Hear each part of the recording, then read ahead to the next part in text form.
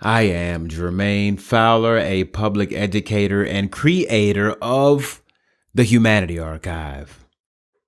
It's where I tell the stories of the historically unheard in our recent and distant past, and I'm always trying to highlight the joys of humanity, but I'm never afraid to talk about the tragic inhumanity of our past. And it is an honor to be here, but what brings me here is a sad and somber reality. And I hope in this talk that I can some way move you or maybe even unsettle you, but also I can connect you to your history, to our history here in Louisville as a community, connect you to some better vision for the future.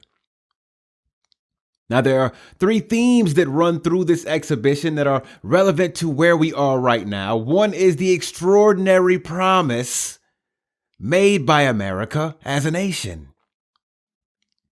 Every generation since our nation's founding has heard the promise. You know that promise. It says life, liberty, and the pursuit of happiness.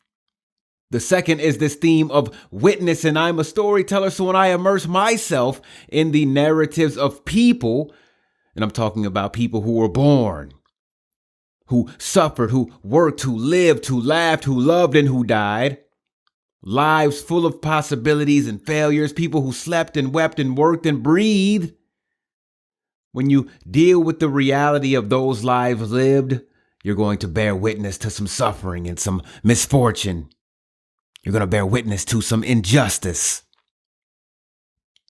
The third theme is remembrance, and it has been said that the living owes it to those who are no longer able to speak to tell their story for them.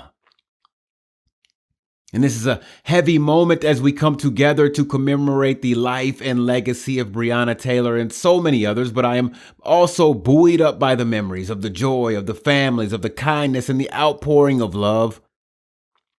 And here we are at a museum, and some say that art is the most powerful form of remembrance because it does not have to do with the rational. It has to do with the real emotion and raw power of what has been and what could have been. And it was Nina Simone who said it is an artist's duty to reflect the times in which they live. So here we are now, reflecting the times. We are here wrestling with the reality that Black Americans are 2.5 times more likely to be murdered by police than white Americans. How do you explain the discrimination, disenfranchisement, and disregard for Black life in America? How do you explain the fact that only 1.5% of officers are even ever charged with a crime or even investigated a lot of times?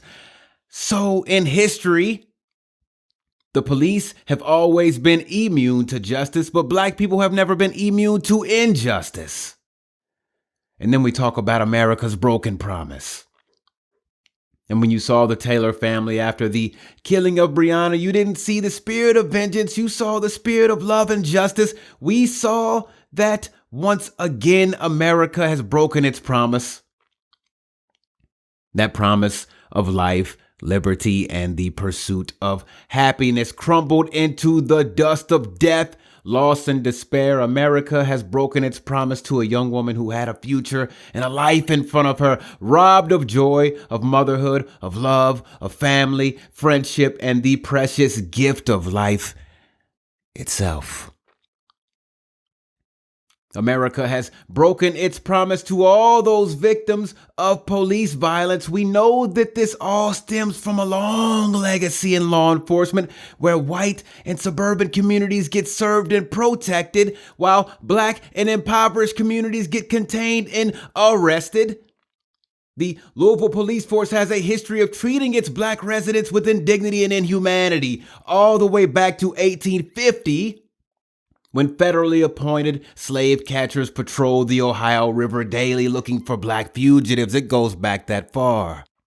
And we realize that Breonna Taylor and so many other Black people in history were never part of the promise to begin with. Now we are in a bleak moment in Louisville and in America, but the only way forward is to move forward with the kind of love that helps us muster the courage to bear witness to the truth. And it is here today that we gather in the midst of some of the greatest art produced in America that is a testimony to the Black experience. Paul Robeson said that artists are the gatekeepers of truth. We are civilization's radical voice. I say that artists are the vanguards of truth, and these artists who have brought their work to this space today stand in the grand artistic traditions in Black history with those like Jacob Lawrence, Edmana Lewis, Augusta Savage, and Gordon Parks, and Jean-Michel Baptiste.